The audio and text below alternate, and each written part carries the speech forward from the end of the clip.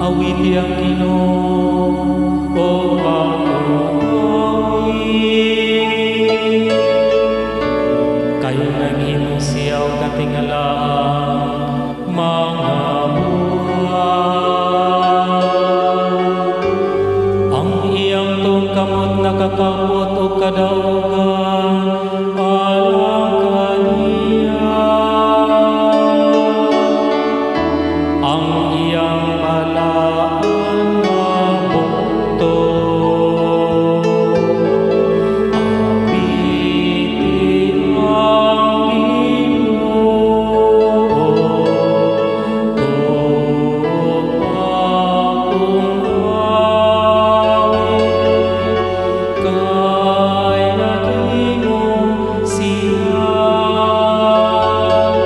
o katingalaan.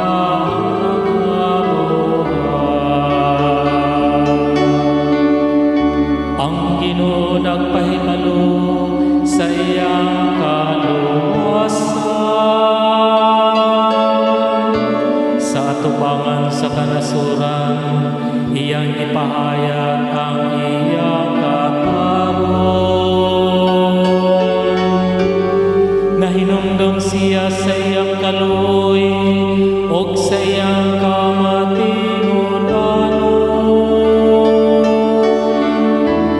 alang sa balay sa Israel. Awiti ang Ginoo, o pag-uwi. Kay naghimo siya o katingalaan.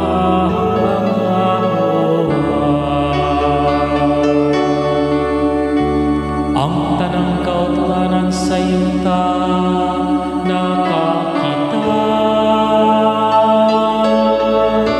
sa kaluwasan nga gihimo sa atong Dios. Awiti nga malipayon ang Ginoo, kamong tanang kayuta. Singgit kamo sa pag-awit, pag-awit kamo pagdahil.